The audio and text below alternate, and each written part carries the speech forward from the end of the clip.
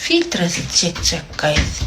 Filtreli çekenim bilen filtresiz çekenimin arasında hiç tefavut yok. Şu sebepten filtresiz çekmeye karar verdim. Kızartı serumunu hokman suratda çalın sebepliysen men yalık uğrak yüzü varsanız ahasam nem peydali birem